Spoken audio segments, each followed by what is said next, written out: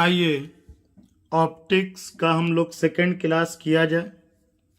पहले क्लास में हम लोगों ने ये समझा था कि फिजिक्स का वो ब्रांच जो लाइट के स्टडी को डील करता है उसे हम लोग ऑप्टिक्स कहते हैं। ऑप्टिक्स को बेसिकली दो कैटेगरी में डिवाइड किया गया था।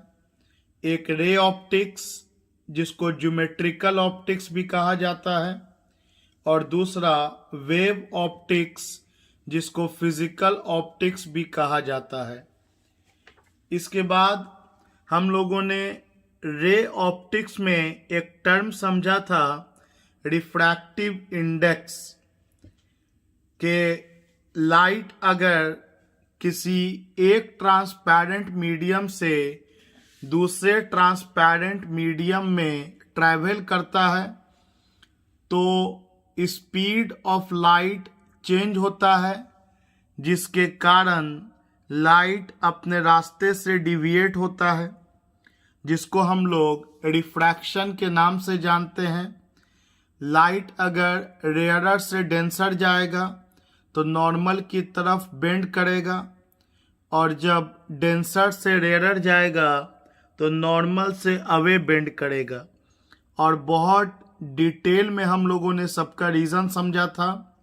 ये भी समझा था कि दो लॉ होता है रिफ्रैक्शन का, जिसमें एक लॉ है कि अगर दो मीडियम को फिक्स कर लिया जाए और एक पार्टिकुलर वेवलेंथ ऑफ लाइट को लेके एक्सपेरिमेंट किया जाए तो sign angle of incidence and sign angle of refraction का रेशियो कांस्टेंट होता है, जिसे हम लोग रिलेटिव रिफ्रैक्टिव इंडेक्स के नाम से जानते हैं।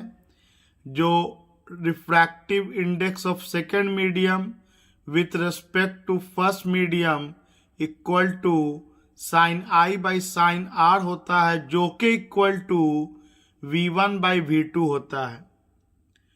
उसी में हम लोगों ने जाना था कि एब्सोल्यूट रिफ्रैक्टिव इंडेक्स किसे कहते हैं, कि किसी सिंगल मीडियम का अगर आपको रिफ्रैक्टिव इंडेक्स निकालना है तो उसके लिए फर्स्ट मीडियम को एयर लिया जाता है, क्योंकि एयर का रिफ्रैक्टिव इंडेक्स 1 होता है।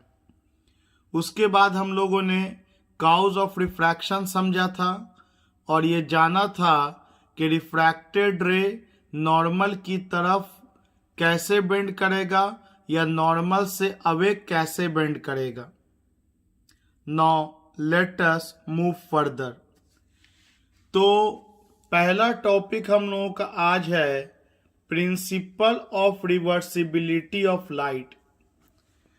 बहुत सिंपल सा कानून है जो ये कहता है कि अगर आप एक रेयरर मीडियम ले लें और एक डेंसर मीडियम ले लें, रेयरर का रिफ्रैक्टिव इंडेक्स μ1, डेंसर का रिफ्रैक्टिव इंडेक्स μ2, और एक लाइट को इंसिडेंट कराएं, ये वाला एरो रेयरर से डेंसर में, तो इसको जाना चाहिए था सीधा, लेकिन क्योंकि सेकेंड मीडियम का स्पीड कम है तो सेकेंड मीडियम का एंगल ऑफ रिफ्रैक्शन भी कम होगा अकॉर्डिंग टू स्नेल्स लॉ, तो लाइट नॉर्मल की तरफ बेंड कर जाएगा। तो लाइट इंसिडेंट किया, नॉर्मल की तरफ बेंड किया, और अगर हम लोग एक ऐसा उपाय कर दें कि जिस रास्ते से लाइट आया है उसी रास्ते पर अगर उसको हम रिवर्स करा दें, जिस रास्ते से आए उसी रास्ते पे हम लोग ये रिवर्स करा दें, ये आने वाला एरो है और ये टकराने के बाद रिवर्स करने वाला एरो है, तो ऐसा करा कैसे सकते हैं। एक मिरर को रख दिया इस रे ऑफ लाइट के परपेंडिकुलर, तो जिस रास्ते से लाइट आया अगर उसी रास्ते पे रिवर्स करा दिया तो बाकी आगे का काम ये खुद कर देगा। ये जिस रास्ते से आएगा उसी रास्ते को रिट्रेस करके निकल जाएगा। तो याद रखिएगा, ये जो सिंपल एरो है ये आने का डायरेक्शन है और ये जो बोल्ड में एरो बना हुआ डार्क में ये इसके लौटने का डायरेक्शन है। तो प्रिंसिपल ऑफ रिवर्सिबिलिटी यही कहता है कि कितना भी रिफ्रैक्शन हो जाए या रिफ्लेक्शन हो जाए, जिस रास्ते से अगर लाइट आया है उसी रास्ते पर अगर उसको हम रिवर्स करा दें तो आगे का रास्ता ये खुद तय कर लेगा और उसी रास्ते को रिट्रेस करते हुए बाहर निकल जाएगा। तो क्या लिखा है मैंने इसमें? Principal of reversibility states that if final path of ray of light after it suffered several refractions and reflections is reversed, अगर रिवर्स करा दें फाइनल पाथ ऑफ लाइट को, ये जो फाइनल लाइट आ रहा है इसको अगर रिवर्स करा दें तो क्या होगा? It retraces its path exactly, तो जिस रास्ते से लाइट आया है उसी रास्ते से लाइट लौट जाएगा। This is the principal of reversibility. तो ये एक स्टेटमेंट है। आइए इसको थोड़ा प्रूफ किया जाए। तो देखिए, सबसे पहले आने का बात करते हैं। तो ए बी एक इंसिडेंट रे है और बी सी एक रिफ्रैक्टेड रे है। As you can see in the figure, A B एक इंसिडेंट रे है और बी सी एक रिफ्रैक्टेड रे है इस एक्स वाई इंटरफेस पर। तो चलो लिखा जाए इस बात को। As consider a ray of light A B incident on a plane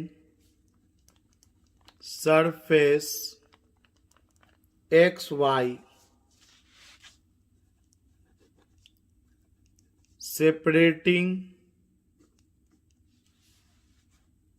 rarer medium 1 air from denser medium 2, इसको वाटर का नाम दे दिया water, it is refracted along BC। तो एक रे ऑफ लाइट ले लिया A B, X Y surface पे इंसिडेंट कराया जो कि रेयरर और डेंसर मीडियम को सेपरेट कर रहा है और ये बीसी के लॉन्ग रे चला गया। तो बस इस फिगर को अब तक डिस्क्राइब किया है। अब आते हैं एंगल ऑफ इंसिडेंस और एंगल ऑफ रिफ्रैक्शन का यूज करके यूजिंग स्नेल्स लॉ। तो using Snell's law of refraction, तो बेहतर होगा आप ये मत रटिए कि sine i by sine r equal to mu two by mu one. English में समझ के याद रखिए या बेहतर हिंदी में समझ के याद रखिए कि रूल होता है साइन पहला मीडियम का एंगल बाय साइन दूसरा मीडियम का एंगल। अब उस एंगल का नाम जो भी दे दे, इक्वल टू होगा सेकेंड मीडियम का refractive index divided by first medium का रिफ्रैक्टिव इंडेक्स। तो चलिए स्नेल्स लॉ लगाया जाए। जाते वक्त लगा रहे हैं, तो जब आप जाते वक्त लगा रहे हैं, अभी तो आप जा रहे हैं, तो पहला मीडियम हो गया म्यू वन और दूसरा मीडियम का रिफ्रैक्टिव इंडेक्स म्यू टू। पहला मीडियम का एंगल आई और दूसरा मीडियम का एंगल आर। तो चलिए स्नेल्स लॉ ऑफ रिफ्रैक्शन लगाते हैं। रूल कहता है कि साइन पहला मीडियम का एंगल बाय साइन दूसरा मीडियम का angle equal to second medium का refractive index by first medium का रिफ्रैक्टिव इंडेक्स, जिसे इस तरह से भी लिखा जाता है μ21। This is equation number 1। अब चलिए आगे क्या होगा। Suppose a plane mirror is placed perpendicular to the path of ray BC। BC के रास्ते में एक मिरर को रख दिया जो उसके परपेंडिकुलर हो रहा है, तो this reverses the beam along its own path। तो उसके कारण जो बीम आया, जिस रास्ते से आया उसी रास्ते पे उसको उलट दिया गया। Therefore for reversed ray, important term reversed रे, अब जो उल्टा है, we have, तो बताइए एंगल ऑफ इंसिडेंस क्या हो जाएगा और एंगल ऑफ रिफ्रैक्शन क्या हो जाएगा। Angle of incidence and angle of refraction. तो थोड़ा फिगर देखिए एक बार। अब जब ये इससे टकरा गया, अब ये लौट रहा है, तो ये इंसिडेंट रे का काम करेगा, क्योंकि ये हो गया पहला मीडियम, ये जो डार्क वाला है, और ये इंटरफेस से लौटा तो ये हो गया दूसरा मीडियम। तो इस बार एंगल ऑफ इंसिडेंस का नाम आर होगा और एंगल ऑफ रिफ्रैक्शन का नाम आई होगा। तो जैसा कि मैंने आपको बोला था, रट्टा नहीं मार जाना है, बल्कि ये देखना है कि पहला मीडियम कौन है। तो यहाँ से लाइट जाना स्टार्ट किया, अब ये वाला लाइट जो है टकराने के बाद, तो ये इंसिडेंट रे हो गया, तो ये इंसिडेंट एंगल, ये रिफ्रैक्टेड रे हो गया, तो ये रिफ्रैक्टेड एंगल। तो क्या लिखाएगा यहाँ पे, एंगल ऑफ इंसिडेंस का नाम इस बार आर है एंड एंगल ऑफ रिफ्रैक्शन का नाम इस बार आई है। लगा दिया जाए लौटते हुए के लिए। तो यूजिंग स्नेल्स लॉ अगेन, तो स्नेल्स लॉ क्या कहता है कि साइन एंगल ऑफ पहला मीडियम, तो पहला मीडियम का तो एंगल आर हो जा रहा है, बाय साइन एंगल ऑफ दूसरा मीडियम। इसलिए आपको बोला था ऐसे याद रखिए तो गलती नहीं होगा, आसानी से लिखाएगा कि साइन एंगल ऑफ पहला मीडियम, तो पहला मीडियम तो इस बार पानी है, क्योंकि पानी से हवा में जा रहा है लाइट टकराने के बाद, बाय साइन एंगल ऑफ दूसरा medium equal to refractive index of दूसरा मीडियम। तो दूसरा मीडियम तो इस बार ये है, तो दूसरा मीडियम का रिफ्रैक्टिव इंडेक्स का नाम μ1 है और पहला मीडियम के रिफ्रैक्टिव इंडेक्स का नाम तो μ2 है। और रिफ्रैक्टिव इंडेक्स तो हर मटेरियल का कांस्टेंट होता है, तो रिफ्रैक्टिव इंडेक्स ऑफ दूसरा मीडियम, भले मैंने 1 लिखा है लेकिन ये दूसरा मीडियम का रिफ्रैक्टिव इंडेक्स है, बाय रिफ्रैक्टिव इंडेक्स ऑफ पहला मीडियम। तो इसको लिखा जा सकता है refractive index of 1 with respect to 2। तो ये क्वेश्चन नंबर 2 तैयार हो गया हम लोगों के पास। आइए दोनों को मल्टीप्लाई करते हैं, मल्टीप्लाइंग 1 and 2 वी गेट, तो LHS को LHS से करेंगे, sine i by sine r into sine are by sine i. Refractive index of second medium with respect to first medium into refractive index of first medium with respect to second medium हो गया। Actually में ये cancel हो गया, तो ये 1 हो गया तो हो सकता है एग्जाम में प्रूफ करने के लिए दे दे। प्रिंसिपल ऑफ रिवर्सिबिलिटी में ये क्वेश्चन प्रूफ कीजिए। तो क्लियरली हम लोग देख सकते हैं कि अगर मैं इसको नीचे ले आऊं μ2 1 और ये इधर है μ1 2, तो refractive index of first medium with respect to second medium reciprocal है refractive index of second medium with respect to first medium, क्योंकि μ21 या μ12 का लैंग्वेज आपके पास अच्छा होना चाहिए और क्लियर होना चाहिए, और इसी के लिए पहला वीडियो है। तो refractive index of first medium with respect to second medium बिल्कुल इक्वल होगा reciprocal of refractive index of second medium with respect to first medium. अगर मैं आपसे सिंपल लैंग्वेज में बात करूं तो ये क्या लिखा है, तो आप सोचो μ12 का मतलब refractive index of first medium with respect to second medium by ये हो गया refractive index of second medium with respect to first medium. तो नीचे में जो μ1 आएगा ऊपर लिख दो, तो डेफिनेटली ये इक्वल का निशान होना भी चाहिए, क्योंकि दोनों तो एक ही बात कह रहा है। μ1 बाई μ2 इक्वल टू μ1 बाई μ2। अलग बात है लैंग्वेज में इसको बोलने का तरीका कुछ अलग हो जा रहा है।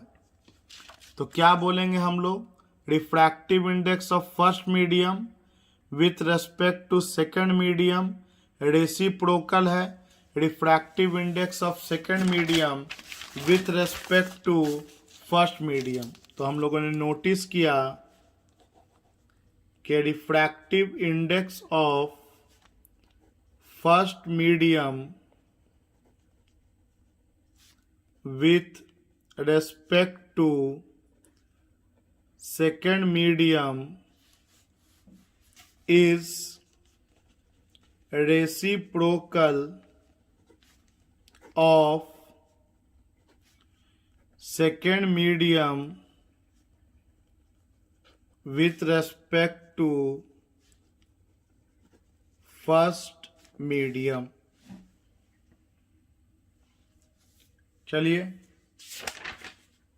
अब हम लोग एक और टॉपिक स्टडी करते हैं, refraction through prism. Refraction through prism, यह बेहतर होगा कि रिफ्रैक्शन थ्रू प्रिज्म का हम लोग एक अलग से वीडियो बना लेंगे। हम लोग पहले पढ़ लेते हैं refraction through rectangular slab and lateral shift. आइए देखते हैं ये टॉपिक आपको क्या सिखाएगा। तो एक पेपर वेट ले लीजिए। आप लोगों ने देखा होगा इस तरह का एक पेपर वेट होता है, शीशे का ट्रांसपेरेंट होता है। एक पेपर वेट ले लिया गया, ये इस सरफेस पर एक लाइट इंसिडेंट हुआ, एक लाइट इस सरफेस पर इंसिडेंट हुआ।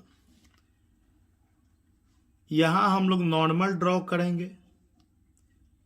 जाहिर सी बात है अगर बाहर एयर हुआ तो एयर से गिलास में जा रहा है लाइट, तो ये नॉर्मल की तरफ बेंड करेगा। गिलास के अंदर लाइट ट्रैवल किया नॉर्मल की तरफ बेंड करते हुए, और फिर जब ये गिलास के सरफेस से एयर में जाने वाला है तो फिर एक नॉर्मल ड्रॉ करेंगे, क्योंकि फिर यहाँ से मीडियम चेंज होगा और अब की में गिलास से एयर जा रहा है तो अवे फ्रॉम नॉर्मल हो जाएगा। तो रिफ्रैक्शन दो बार हुआ, एक ऊपर वाले सरफेस से प्रिज्म के और एक प्रिज्म के नीचे वाले सरफेस से। तो हम लोग 3D में फिगर ना बना करके हम लोग सिर्फ ये सामने वाला फेस को बना करके अपने डायग्राम को कवर अप करते हैं। तो चलिए एक बार फिर पढ़ते हैं। ये एक प्रिज्म है जिसका सामने वाला फेस आपको दिया है। इस प्रिज्म का नाम मान लेते हैं अपने मन से PQRS। This is the prism. इसके इस सरफेस और इस सरफेस से रिफ्रैक्शन होगा। लाइट ऊपर से गिराएंगे तो इधर से लाइट गिराते तो इस सरफेस और इस सरफेस से रिफ्रैक्शन करते। खैर, तो चलिए एक लाइट को इंसिडेंट कराया जाए। एक लाइट को इंसिडेंट कराया, जहां पर इंसिडेंट किया है वहां एक नॉर्मल ड्रॉ करेंगे हम लोग। तो एक PQ सरफेस पे इंसिडेंट किया है, नॉर्मल ड्रॉ किया। ये लाइट सीधा निकल जाता अगर मीडियम चेंज ना करता। तो अगर मीडियम चेंज ना करता, बीच में कोई ग्लास स्लैब नहीं होता, तो ये जो लाइट है वो सीधा निकल जाता। बिल्कुल आप लोग जो डायग्राम प्रैक्टिस कीजिएगा हमारे साथ में, बिना स्केल के डायग्राम प्रैक्टिस मत कीजिएगा। स्केल लेके बैठिएगा और स्केल के साथ डायग्राम को प्रैक्टिस कीजिएगा। तो ये लाइट सीधा निकल जाता अगर ये प्रिज्म ना होता। तो ये प्रिज्म होने के कारण ये लाइट रेयर मीडियम से डेंसर मीडियम में ट्रैवल कर रहा है। तो ये नॉर्मल की तरफ बेंड किया, ये नॉर्मल की तरफ बेंड किया और फिर यहाँ पर ये डेंसर से अगेन रेयर में ट्रैवल करने जा रहा है। तो फिर यहाँ पर एक नॉर्मल ड्रॉ करेंगे हम लोग। फिर यहाँ पर रिफ्रैक्शन होगा और क्योंकि ये डेंसर टू रेयर जा रहा है तो इस बार अवे फ्रॉम नॉर्मल हो जाएगा। अवे फ्रॉम नॉर्मल हो जाएगा। ये एंगल बड़ा होगा देन दिस एंगल और ये एंगल छोटा है देन दिस एंगल। तो आप देखिए, बनाते समय ध्यान रखना कि ये जो लाइट सीधा निकल सकता था और ये जो फाइनली निकला, ये दोनों आपस में पैरेलल आपको फिगर में बनाना है। ये मैं प्रूफ करूंगा कि ये पैरेलल होगा, लेकिन फिगर बनाते समय ऐसा ध्यान रखिएगा कि ये दोनों लाइन आपस में पैरेलल दिखना चाहिए और ये एंगल इसके मुकाबले बड़ा दिखना चाहिए और ये एंगल इसके मुकाबले छोटा दिखना चाहिए। तो चलिए अब हम लोग रे ऑफ लाइट का थोड़ा नेमिंग कर लेते हैं। तो ये AB हो गया इंसिडेंट रे PQ सरफेस के लिए, और BC हो गया रिफ्रैक्टेड रे PQ सरफेस के लिए, और SR सरफेस के लिए ये BC इंसिडेंट रे का काम करेगा और CD रिफ्रैक्टेड रे का काम करेगा। आइए इस एंगल को हम लोग I ले लेते हैं या I1 ले लेते हैं। एंगल ऑफ इंसिडेंस ये I1, इस एंगल को R1 नाम दे दिया। और क्योंकि ये लाइन और ये लाइन पैरेलल है और ये ट्रांसवर्सल है तो ये R1 होगा। तो जाहिर सी बात है this one will be also R1। और ये फाइनल एंगल है तो इसको एंगल ऑफ इमरजेंस, चलिए इसको हम लोग इंडिकेट कर देते हैं E से, एंगल ऑफ इमरजेंस। तो आप क्लियरली एक बार देख लीजिए डायग्राम को फिर से। ये एंगल ऑफ इंसिडेंस I1, ये angle of refraction R1 PQ surface के लिए, और ये जो रे आया ये SR के लिए इंसिडेंस हो गया। तो यही R1 इस सरफेस का इंसिडेंट एंगल हो गया और ये रिफ्रैक्टेड एंगल हो गया, जिसको एंगल ऑफ इमरजेंस का नाम दे रहे, फाइनल एंगल। और इस तरह से लाइट बाहर आएगा।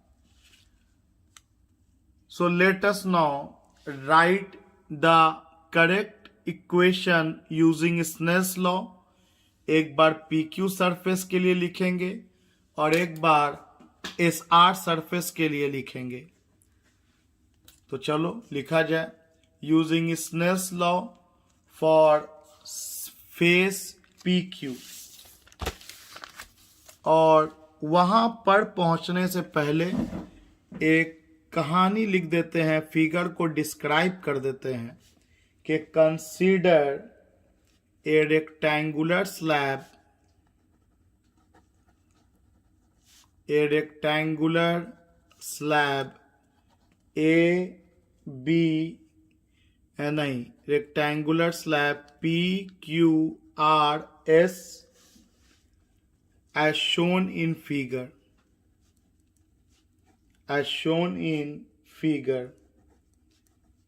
A ray AB is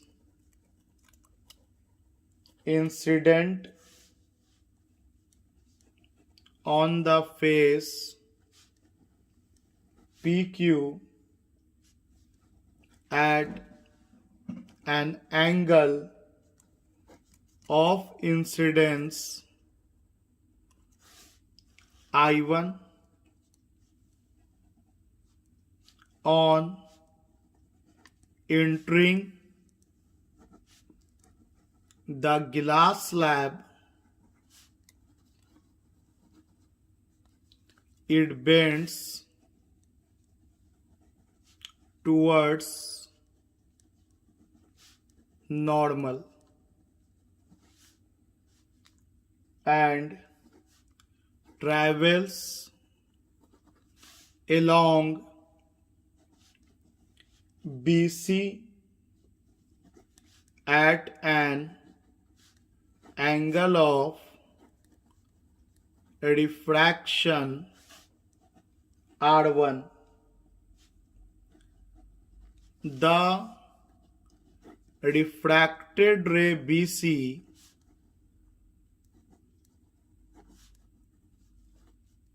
is incident on face SR at an angle of incidence R1 and emergent ray CD bends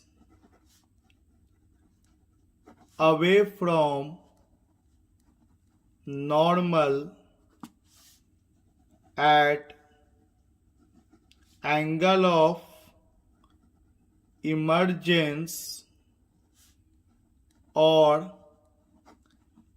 refraction E।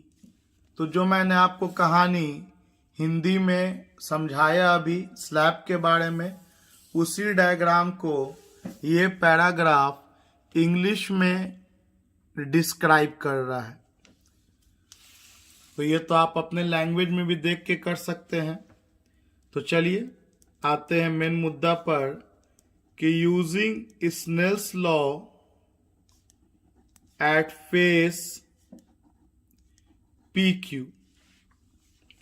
तो डायग्राम को ध्यान में रखना है कि पी क्यू फेस पर स्नेल्स लॉ यूज करेंगे तो angle of incidence I1 and angle of refraction R1, ये रेयर मीडियम है, इसका रिफ्रैक्टिव इंडेक्स μ1 ले लिया, गिलास का रिफ्रैक्टिव इंडेक्स μ2 ले लिया, अगेन उसी मीडियम से बाहर आ रहा है तो अगेन इसका रिफ्रैक्टिव इंडेक्स μ1 लिया था तो फिर μ1 हो जाएगा।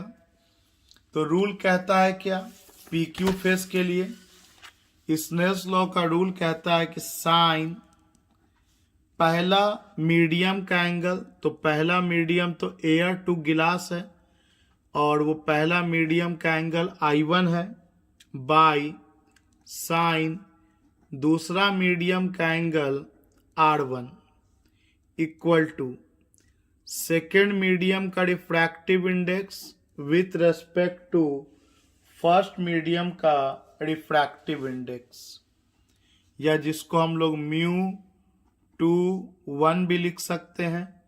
This is equation number 1। या आप चाहो तो इसको डेफिनेटली इस तरह से भी लिख सकते हो, sine i by sine R1। Refractive index of second medium glass है तो उसको μg लिख दिया, फर्स्ट मीडियम एयर लिया है तो μa लिख दिया। ये दोनों एक ही बात है, तो either you can write like this और like this as your wish. तो इस तरह से हम लोगों ने PQ फेस के लिए स्नेल्स लॉ को लगा लिया। अब हम लोग लगाते हैं फेस SR के लिए, तो लिखेंगे हम लोग फॉर फेस SR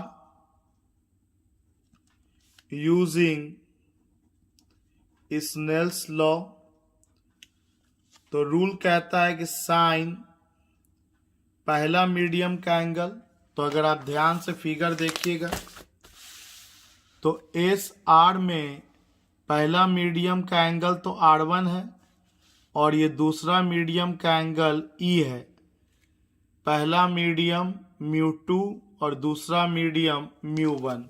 तो इसको क्या लिखेंगे हम लोग, लिखेंगे साइन पहला मीडियम का एंगल R1 बाय दूसरा मीडियम का एंगल ऑफ इमर्जेंस, और अब की में सेकेंड मीडियम मेरा एयर है तो लिखेंगे refractive index of second medium जो कि μ1 नाम है by refractive index of first medium जो कि μ2 नाम है।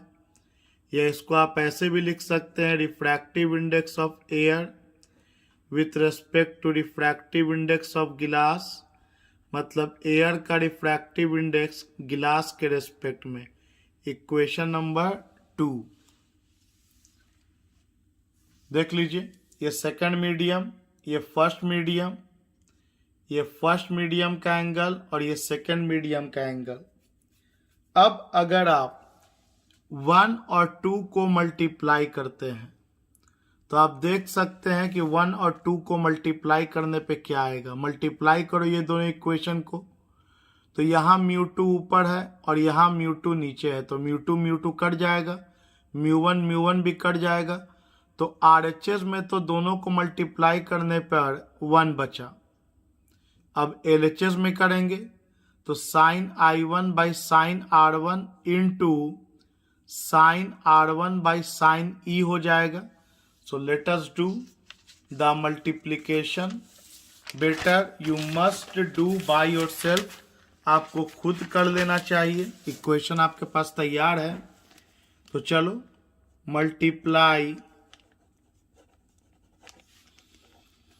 1 and 2। तो LHS को करते हैं, वहाँ हम लोग के पास sine I1 by sine R1 into sine R1 by sine E, और इधर को करते हैं, एक बार गिलास बाय एयर है हम लोगों के पास और एक बार एयर बाय गिलास है हम लोगों के पास, तो ये कैंसिल हो जाएगा। This will be 1। यहाँ से sign R1 by sine R1 भी कैंसिल हो जाएगा, तो sine I1 bye sine E जो कि क्लियरली आ गया, sine I1 equal to sine E, sine angle of incidence equal to sine angle of emergence. Sine हटा देंगे तो I इक्वल टू E, मतलब angle of incidence equal to angle of emergence. इसका मतलब क्या हुआ, तो यहाँ फिगर में एक बार फिर देखिए, ये आपका गिलास का स्लैब था, ये लाइट रे आया, ये नॉर्मल खींचा, इस लाइट रे को सीधा निकल जाना चाहिए था। अगर मीडियम चेंज ना होता तो ये सीधा निकल जाता लाइट रे, लेकिन मीडियम चेंज होने के कारण एक बार फ्रैक्शन यहाँ हुआ और एक बार फ्रैक्शन यहाँ हुआ। लेकिन एक बात कंफर्म हो गया कि ये अगर 30 डिग्री के एंगल पे एंट्री मारा है तो ये निकलेगा भी 30 ही डिग्री के एंगल से। शर्त है कि ये फेस और ये फेस पैरेलल हो और जिस मीडियम से एंट्री मार रहा है फाइनल मीडियम फिर वही रहे। ये दो शर्त है। तो sign angle of incidence equal होगा साइन एंगल ऑफ इमर्जेंस के। तो एक तो ये प्रूफ हो गया। दूसरा बात आप सोचो कि अगर ए बी यहाँ और यहाँ का एंगल सेम है, इसका मतलब है कि अगर मैं सी डी को उठाऊं और सी डी को यहाँ पैरेलल शिफ्ट करके यहाँ पहुँचा दूं तो आप सोच सकते हो कि ये जो ए बी है इस सी डी को उठा के यहाँ जोड़ेंगे तो यहाँ पर ये 30 ही बनाएगा। ये 30 है तो ये आपको 30 ही बनाएगा। इसका मतलब है कि सिर्फ इसका जो रास्ता है वो डिविएट कर गया। देख लो, जा रहा था ऐसे, सीधा जा रहा था ये 30, तो ये वर्टिकली अपोजिट एंगल 30 होना चाहिए था। बस ये 30 ही रहा लेकिन ये डिविएट हो गया, इस तरफ डिविएट हो गया। आप क्लियरली देख सकते हैं। इसका मतलब ये हुआ कि लैटरल शिफ्ट हो गया। लैटरल शिफ्ट इसी को कहते हैं कि जाना चाहिए था इसको सीधा इस रास्ते से, तो ये पैरेलली शिफ्ट हो गया साइडवेज में। इस तरफ ये शिफ्ट हो गया जो फाइनल रे है। ये जो इमर्जेंट रे है और जो इंसिडेंट रे होना चाहिए तो ये शिफ्ट हो गया। That is called lateral shift. Lateral shift. तो यहां हम लोगों ने समझा कि ए बी और सी डी एक दूसरे के पैरेलल है, क्योंकि पैरेलल होगा तभी ना एंगल सेम बन सकता है। पैरेलल हो 30 और 30 बना है, इसका मतलब ही हो गया कि A B is parallel to C D. क्योंकि ये अगर लाइन कहीं पर 30 डिग्री अगर बना रहा है, मतलब यहाँ से अगर देखें तो 60 बना रहा है, तो अगला लाइन पैरेलल तभी होगा जब ये भी कितना बना है 60, मतलब यहाँ से ये भी 30 और ये भी 30। तो ये तो हम प्रूफ कर दिया कि ये 30 और ये 30 दोनों 30 बना रहा है नॉर्मल के साथ। इसका मतलब ही हो गया कि दोनों आपस में पैरेलल है। तो बस फर्क इतना हुआ कि ये रे को जाना चाहिए था इधर, ये साइडवेज में परपेंडिकुलरली शिफ्ट हो गया, जिसको हम लोग पैरेलली शिफ्ट हो गया, जिसको हम लोग लैटरल शिफ्ट कहेंगे। तो इससे और आगे क्या प्रूव हुआ? इससे प्रूव हुआ clearly the emergent ray CD is parallel to incident ray AB, but it has been laterally displaced with respect to incident ray. With respect to incident ray. So let us define lateral shift. Lateral shift. तो बोलेंगे it is the perpendicular distance between the incident, it is the perpendicular distance between the incident ray and emergent ray when light is incident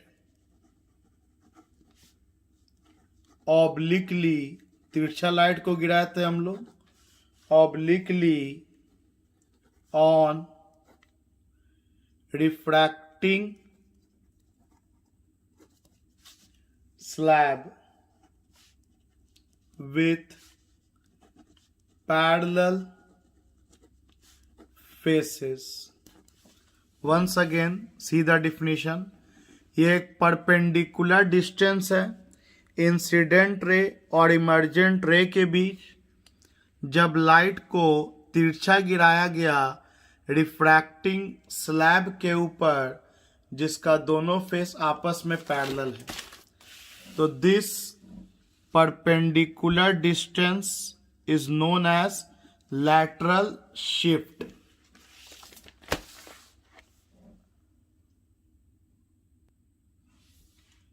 आइए अब हम लोग एक और topic study करते हैं, रिफ्रैक्शन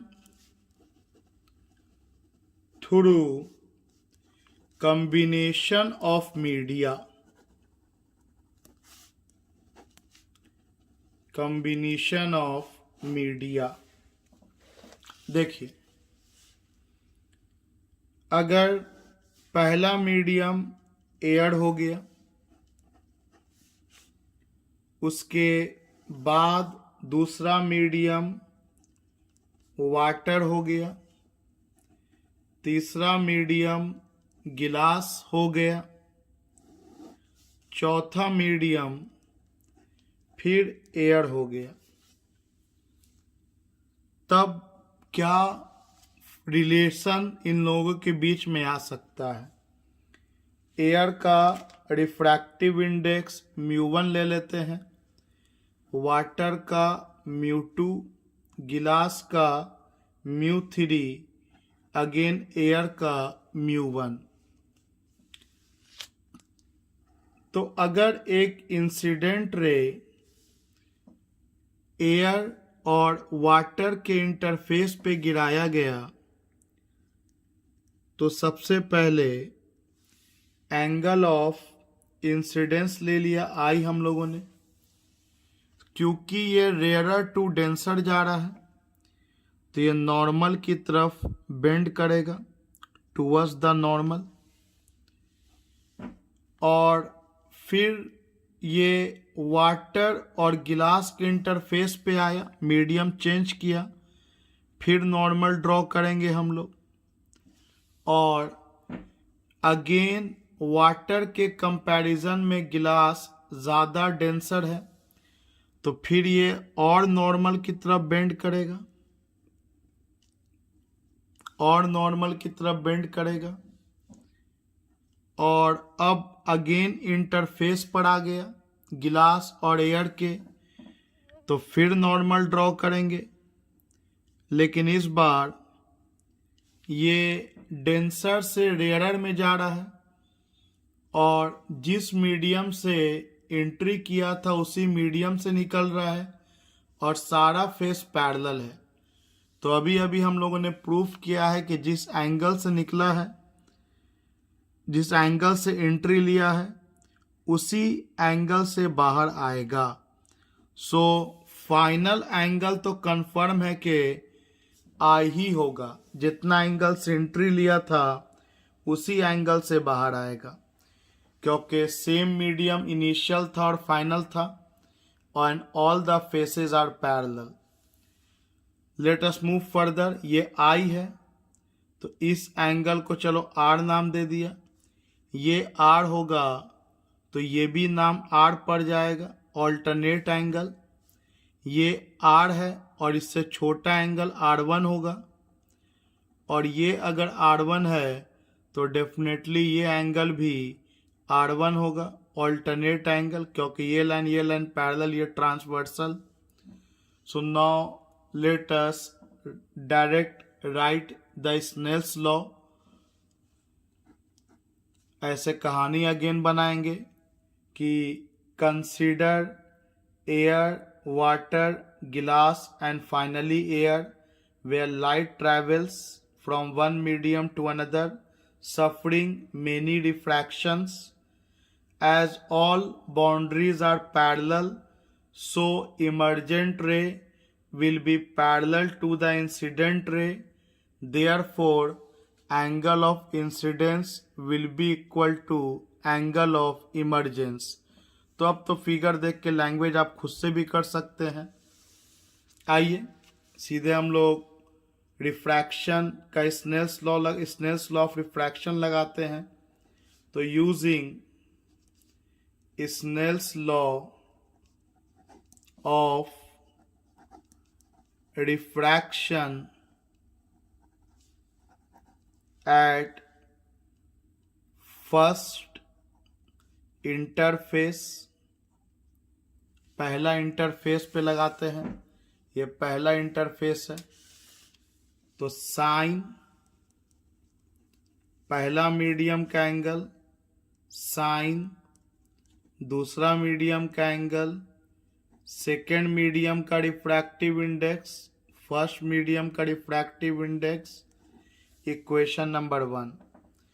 ये तब जब लाइट ट्रैवल किया from medium 1 to medium 2, at first interface लिखा, या इसी को लिख सकते थे, और when light travels from medium 1 to medium 2. Now let us move further. Light travel कर रहा है मीडियम 2 से मीडियम 3, तो लिखेंगे हम लोग using Snell's law, when light travels from second medium to third medium,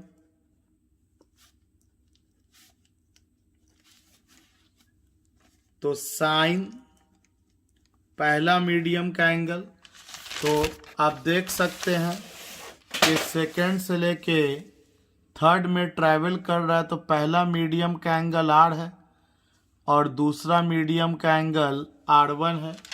तो हिंदी में हम लोग रूल जानते हैं कि पहला मीडियम का एंगल बाई दूसरा मीडियम का एंगल, दूसरा मीडियम का रिफ्रैक्टिव इंडेक्स बाई पहला मीडियम का रिफ्रैक्टिव इंडेक्स, तो दूसरा का तो μ3 हो गया और पहला का μ2 हो गया। एज यू कैन सी कि इन दोनों के लिए ये फर्स्ट मीडियम और ये सेकंड मीडियम, तो सेकंड मीडियम का μ3 और फर्स्ट मीडियम का μ2, तो μ3 बाई μ2 हम लोगों ने लिख दिया, जिसको ऐसे भी लिख सकते थे, refractive index of third medium with respect to second medium, equation number 2। पीछे भी हम लोग इसको इस तरह से लिख सकते हैं कि refractive index of second medium with respect to first medium, ये इक्वेशन नंबर 1 यहाँ पे लिख दिया जाए।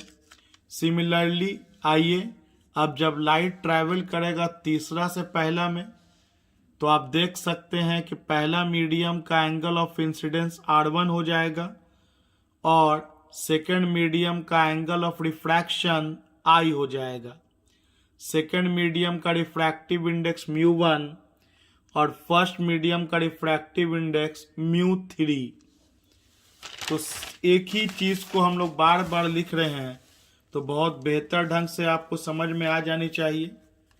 ये बहुत ज़रूरी है कि आप एक बार बहुत अच्छे से समझ लें, तो फिर तो आप आसानी से चीज़ों को, इक्वेशन को खुद से लिख पाएंगे, क्योंकि इतना सारा बात रट के तो नहीं याद हो सकता है। तो अब की में when light travels from medium 3 to medium 1, तो स्नेल्स लॉ यूज किया जाए। सेकेंड मीडियम का एंगल ऑफ फर्स्ट मीडियम का एंगल ऑफ इंसिडेंस हो गया R1 और सेकेंड मीडियम का एंगल ऑफ रिफ्रैक्शन हो गया I। सेकेंड मीडियम का रिफ्रैक्टिव इंडेक्स μ1, फर्स्ट मीडियम का रिफ्रैक्टिव इंडेक्स μ3। तो refractive index of 1 with respect to 3, this is equation number 3। आइए तीनों को अगर हम लोग अब मल्टीप्लाई कर दें, मल्टीप्लाई 1, 2 एंड 3, तो लिखेंगे LHS को करो sine I by sine R into sine R by sine R1 into sine R1 by sine I।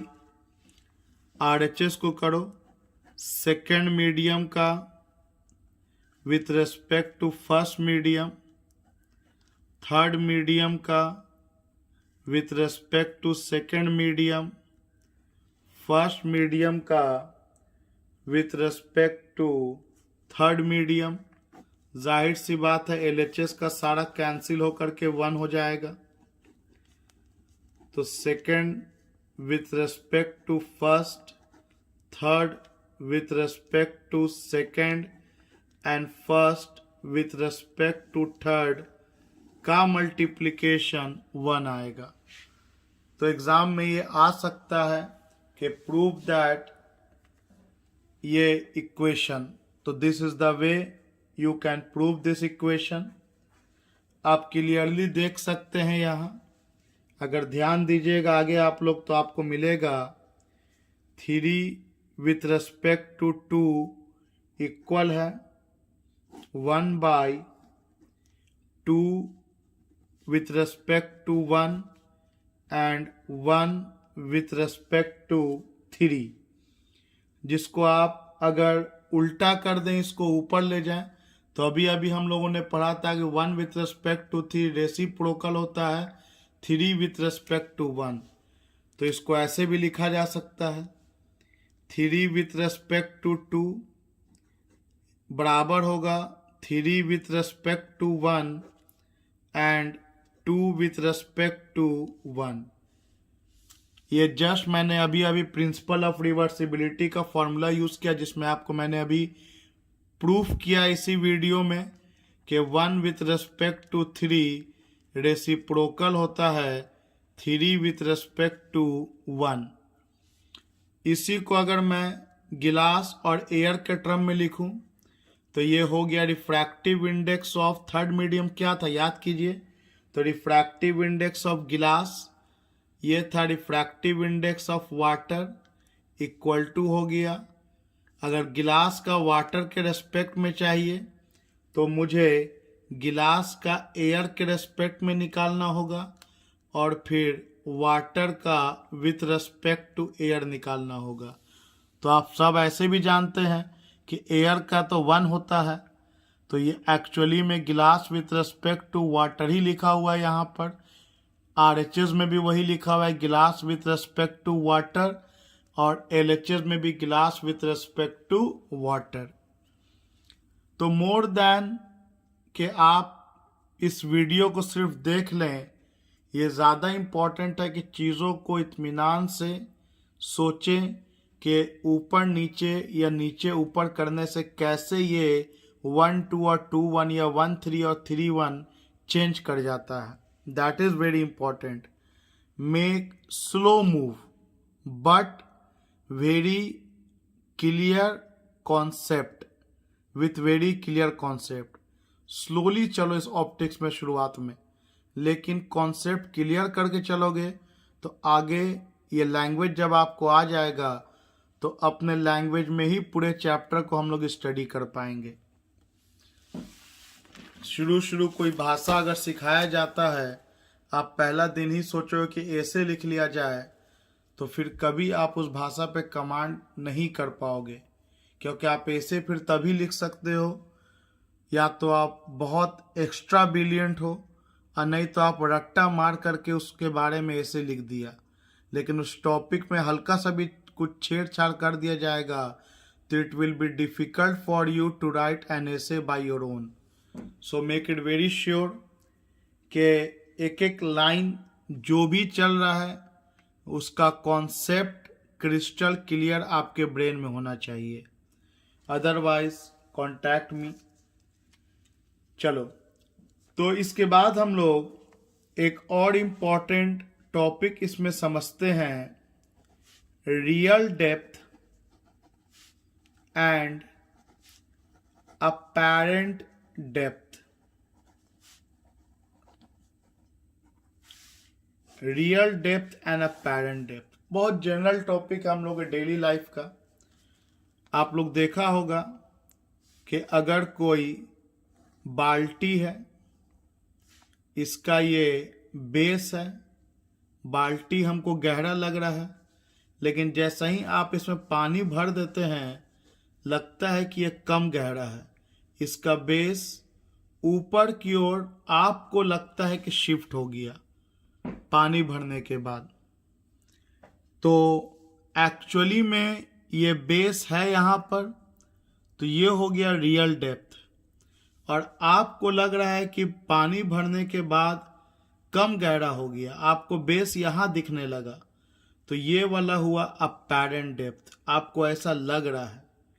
तो रियल डेप्थ और अपैरेंट डेप्थ और इस मीडियम के रिफ्रैक्टिव इंडेक्स में हम लोग रिलेशन निकालेंगे। दूसरी बात, ये जो सरफेस है ऊपर की ओर शिफ्ट कर गया, पिछली बार लैटरल शिफ्ट में पैरेलल शिफ्ट किया था, इसमें परपेंडिकुलरली शिफ्ट कर गया, ऊपर चला गया। तो जितना ये ऊपर शिफ्ट किया इसको हम लोग नॉर्मल शिफ्ट के नाम से जानते हैं। तो एक और शिफ्ट हम लोग पढ़ेंगे, नॉर्मल शिफ्ट, जिसका डेफिनेटली फॉर्मूला क्या होना चाहिए, रियल डेप्थ में अपैरेंट डेप्थ को घटा देंगे तो जो शिफ्टिंग होगा वो हम लोग को पता चल जाएगा।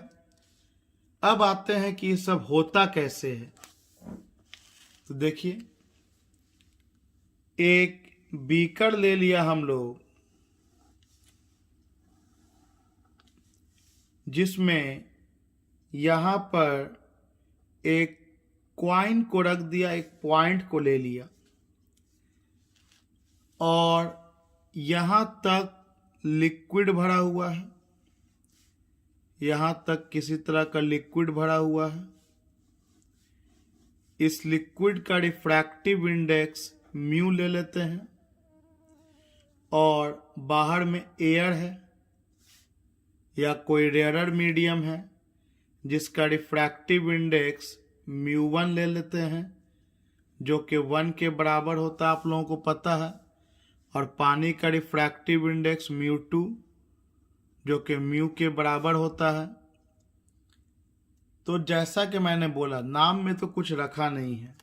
अगर पहला मीडियम ये हुआ तो यही μ2 μ1 के जगह पे लिखाएगा, और अगर पहला मीडियम ये हुआ तो ये μ1 के जगह पे μ1 लिखाएगा। तो लाइट आपके आंखों तक जब पहुंचेगा तब आप इस पॉइंट को देख पाओगे। तो चलो, दो रे तैयार करते, यहां से लाइट इंसिडेंट हुआ, तो एक लाइट हम लोग सीधा ले गए तो वो अनडिफ्लेक्टेड निकल जाएगा। रिफ्रैक्शन तभी होता है जब लाइट ऑब्लिकली जाए, कुछ तिरछा जाए। क्यों? तो क्यों का जवाब आप लोगों को वेव ऑप्टिक्स में मिलेगा। आइए, एक लाइट रे तो हम लोगों का सीधा चला गया, मतलब ये O से लेकर के A तक एक इंसिडेंट रे है और A से लेकर के ये D तक रिफ्रैक्टेड रे है। दूसरा, लाइट थोड़ा तिरछा गया, ऑब्लिकली गया, तो ये दूसरा रिफ्रैक्टेड रे है O से लेकर के B तक। अब यहां पर एक नॉर्मल ड्रॉ करेंगे, एक नॉर्मल ड्रॉ किया क्योंकि लाइट वाटर से एयर में जा रहा है, मीडियम चेंज हो रहा है। तो जैसा कि आप सब जानते हैं कि लाइट जब डेंसर से रेयरर में इंटर करेगा तो ये नॉर्मल से अवे मुड़ेगा, अवे भागेगा। तो एंगल ऑफ इंसिडेंस कौन होगा, हवा वाला या पानी वाला? तो पहला मीडियम कौन है? तो लाइट तो वाटर से एयर में गया और आपके आंखों तक पहुंचेगा तब ना आप चीजों को देख पाओगे। तो ये हुआ एंगल ऑफ इंसिडेंस, पहला मीडियम यही हुआ। और ये हुआ एंगल ऑफ रिफ्रैक्शन। तो यहां तक तो हम लोगों ने समझा। अब तुम सोचो, समझा क्या क्या समझा? इस पॉइंट से दो रे निकाला, एक सीधा अनडिफ्लेक्टेड निकल गया और एक ऑब्लिकली निकाला जो डेंसर टू रेयरर जा रहा है तो मुड़ गया। सोचो, क्या ये दो रे कभी भी आगे जाके मिलेगा? बिल्कुल नहीं, ये तो और फैलता चला जाएगा। ये दोनों रे आगे में कहीं कट नहीं करेगा और जब तक दो रे कट ना करे तब तक इमेज का फॉर्मेशन नहीं होता है। तो हम लोग इसको पीछे प्रोड्यूस करेंगे, इसको पीछे प्रोड्यूस करेंगे स्ट्रेट लाइन में। मान लो ये यहां पर कट किया, तो जहां पे कट किया ये डॉटेड लाइन से इसको पीछे प्रोड्यूस कीजिएगा आप लोग, और जहां पे कट करेगा वहां पर इमेज बनेगा, मतलब इस ऑब्जेक्ट का ये इमेज बनेगा। फिगर जूम करके बना हुआ है इसलिए इतना ऊपर इमेज बन रहा है, और ये जो लाइन है OB यह इतना दूर भी नहीं होता है A से, क्योंकि हम लोगों का आँख छोटा ऐसा है, हम लोगों का आँख छोटा ऐसा है, तो ये ज़रूरी है कि ये जो मेरा जो सेकेंड रे BC है ये बहुत क्लोज हो AD के। ये सेकेंड रे BC AD के बहुत क्लोज होना चाहिए, मतलब ये OA और AOB are very close to each other, मतलब B को A के बहुत क्लोज होना चाहिए। लेकिन अगर मैं ये डायग्राम बहुत क्लोज करके बनाता तो इतना सारा कुछ डायग्राम में रिप्रेजेंट नहीं कर पाता, क्योंकि एक रे इधर जाएगा और एक ही रे आपके आंख में पहुंचेगा तो डेफिनेटली आप चीज़ों को देख नहीं सकते हो। तो दोनों रे आंख में तभी पहुंचेगा जब B very close to A हो। तो हम लोग आगे लिखेंगे ये बात कि as the size of the pupil of eye is very small the ray BC can will enter the eye only if B is close to A। ये BC आंख में तभी घुसेगा जब B A के बहुत क्लोज होगा। तो ये तो हम लोगों ने डायग्राम बनाया जिसमें ये इंसिडेंट रे हो गया, ये रिफ्रैक्टेड रे हो गया, और क्लियरली आप देख सकते हैं कि ये लाइन और ये लाइन पैरेलल है और ये ट्रांसवर्सल है। तो ये I होगा तो यहाँ पर ये भी I हो जाएगा, और ये R होगा तो ये भी R हो जाएगा, करस्पॉन्डिंग एंगल। तो ये आपका डायग्राम तैयार हो गया, मतलब जो ऑब्जेक्ट था यहाँ वो ऑब्जेक्ट आपको दिखेगा यहाँ, मतलब ऑब्जेक्ट में नॉर्मल शिफ्ट हो गया। ये आपको हो गया रियल डेप्थ, और ये आपको हो गया अपैरेंट डेप्थ, और ये जितना गैप हुआ इन दोनों के बीच रियल और अपैरेंट में, this is called normal shift, real depth minus apparent depth. So let us now find the relation between all of them. तो आइए लिखा जाए. Figure shows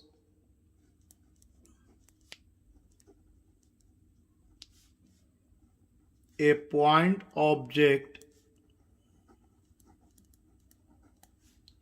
O placed at the bottom of a beaker filled with water. The ray OA and OB starting from O are refracted along AD and BC respectively. These rays diverge.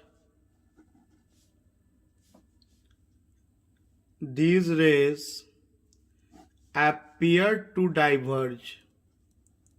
Appears to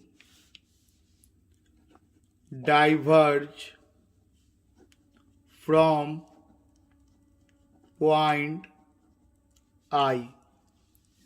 So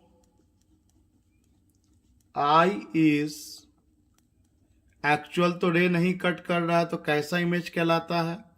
real image तो नहीं कहलाएगा.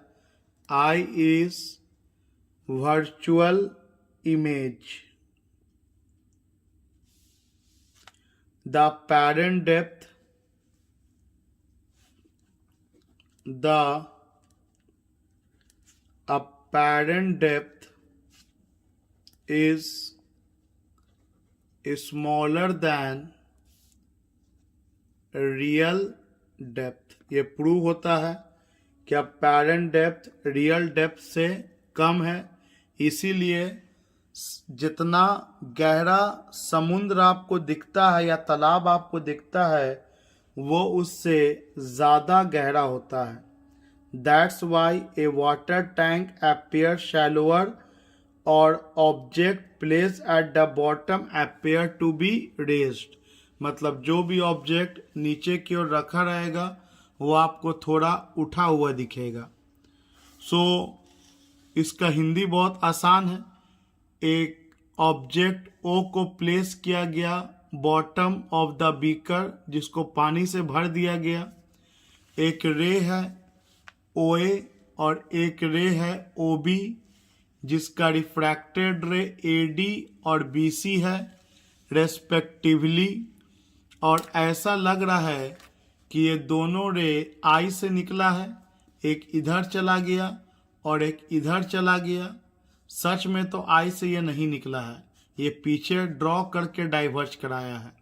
तो ये एक virtual image हो गया. और आप देख सकते हैं साफ साफ कि अपैरेंट डेप्थ कम गहरा है देन द रियल डेप्थ. आइए अब हम लोग इसके कैलकुलेशन पे जाते हैं. अगर आप ध्यान दीजिएगा तो आपको दो राइट एंगल ट्राइंगल दिखेगा. देखिएगा ध्यान से. ओ ए बी और आई ए बी दो राइट एंगल ट्राइंगल है. Once again let me show you. O है, ए है, बी है, तो ये एक राइट एंगल ट्राइंगल है. सेकेंड आई ए बी, ये एक राइट एंगल ट्राइंगल है. तो चलिए इन दोनों राइट एंगल ट्राइंगल को लिया जाए और लगाया जाए स्नेल्स लॉ. तो यूजिंग स्नेल्स लॉ। रूल क्या कहता है? रूल कहता है पहला मीडियम का एंगल, तो पहला मीडियम का एंगल तो आई ही मैंने लिया है फिगर में वाटर का, बाय दूसरा मीडियम का एंगल, तो दूसरा मीडियम का एंगल एयर में आर लिया है, इक्वल टू सेकेंड मीडियम का रिफ्रैक्टिव इंडेक्स, तो सेकेंड मीडियम का रिफ्रैक्टिव इंडेक्स तो म्यू ए है, और फर्स्ट मीडियम का रिफ्रैक्टिव इंडेक्स, तो फर्स्ट मीडियम का रिफ्रैक्टिव इंडेक्स वाटर है, और एयर का रिफ्रैक्टिव इंडेक्स 1 होता है, और पानी का रिफ्रैक्टिव इंडेक्स म्यू मान लिया है। जब एयर का 1 है तो पानी का म्यू मान लिया, तो म्यू इक्वल टू क्या लिख सकते हैं? तो म्यू इक्वल टू उलट जाएगा ये, तो म्यू इक्वल टू लिखा जाएगा sine are by sine I, sine are by sine I लिखा गया। अब अगर आप इस ट्रायंगल में साइन आर देखिएगा, तो साइन थीटा होता है परपेंडिकुलर बाई हाइपोटेनस, तो आर के सामने परपेंडिकुलर हो गया ए बी, और 90 के सामने हाइपोटेनस हो गया आई बी, तो A B by I B लिख दिया जाए।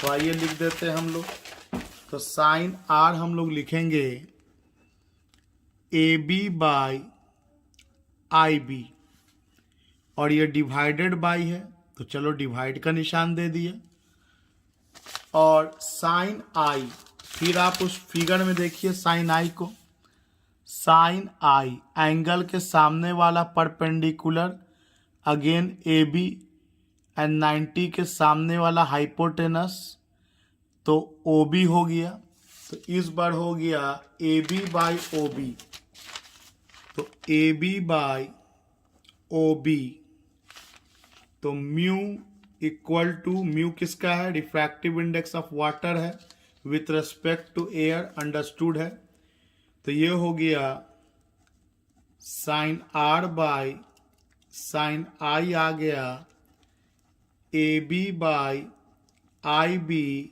इंटू ओ बी ऊपर चला गया, ए बी नीचे चला गया, ए बी से ए बी कट गया, तो म्यू आ गया O B by I B. अब यहाँ पर एक ध्यान देने वाली बात है, क्या?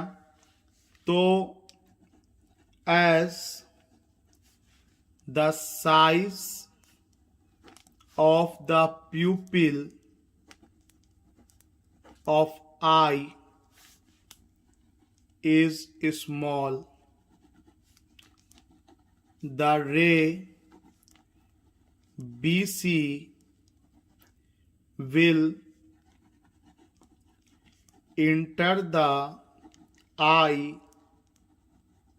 only if B is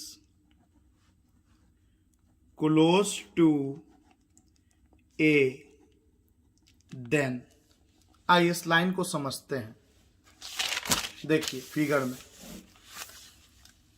clearly आप देख सकते हैं एक रे तो आंख में घुस रहा है, और ये रे आंख में तभी घुसेगा जब बी जो है वो ए के बहुत क्लोज होगा।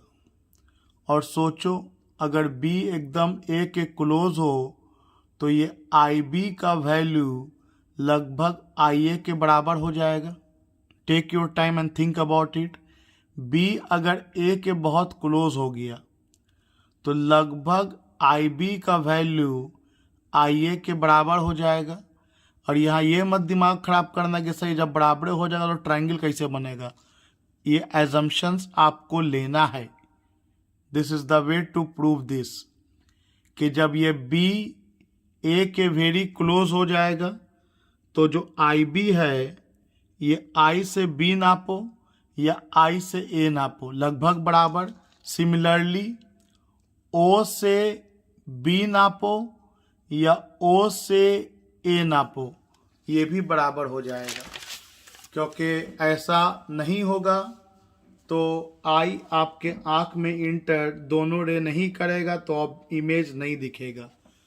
तो इसके बाद मैं लिख सकता हूँ कि आई बी का वैल्यू लगभग बराबर होना चाहिए ए आई ए के या ए आई ए के बराबर होना चाहिए, एंड आपका ओ बी का वैल्यू लगभग बराबर होना चाहिए ओ ए के, क्या कि बहुत क्लोज है। मेरा जो बी है वो ए के वेरी क्लोज हो गया।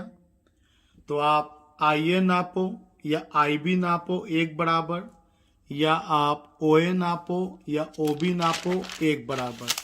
फिगर दम ध्यान से देख लो, आप आई ए नापो या आई बी नापो, आई बी दम यहाँ पर है एक बराबर, या ओ ए नापो या ओ बी नापो एक बराबर।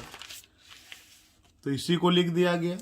तो चलिए इस इक्वेशन में क्या हो जाएगा, mu equal to O B को रिप्लेस करेगा ओ ए, तो mu equal to O A, और आई बी को रिप्लेस करेगा आई ए।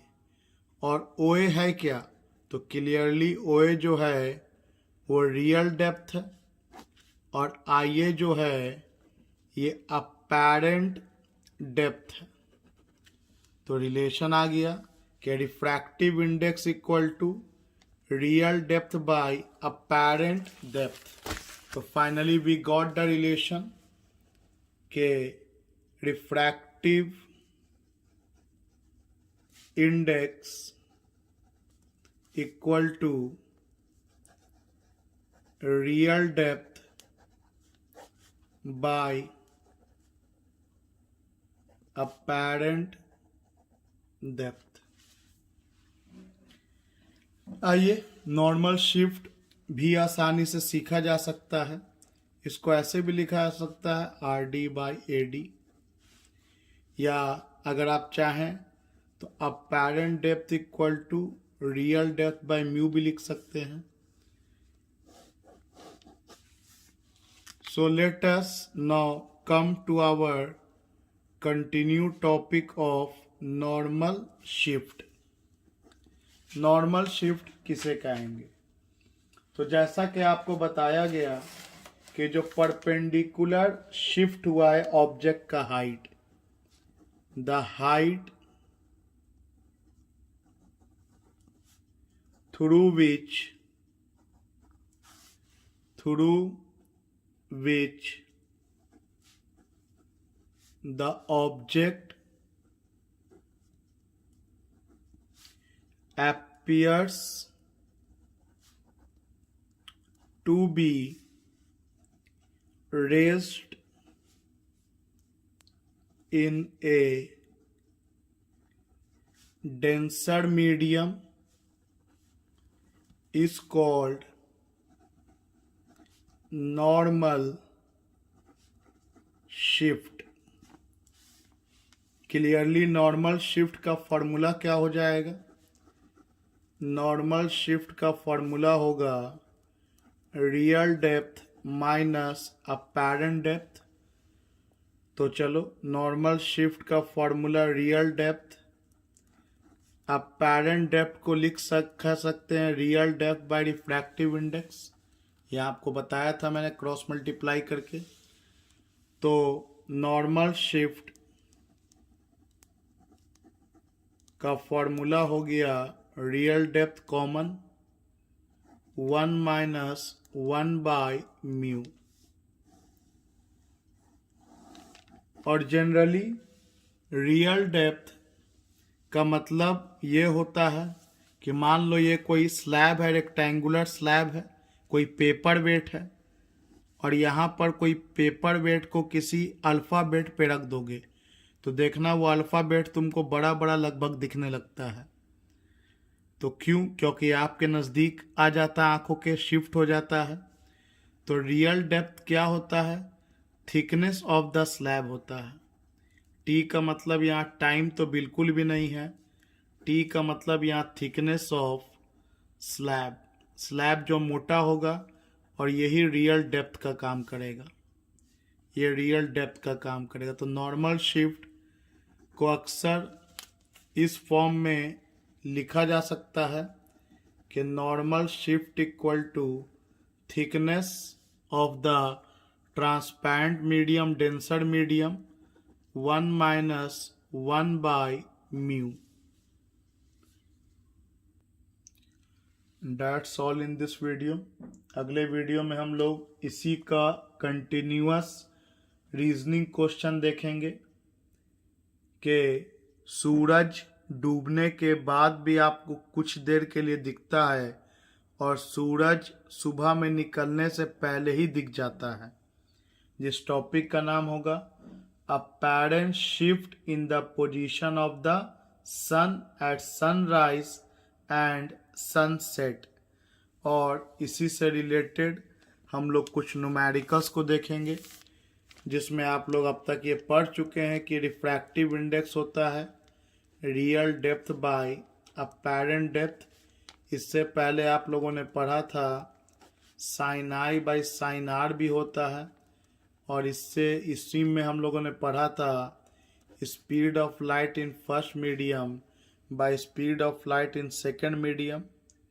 We will relate with all these formula in numerical.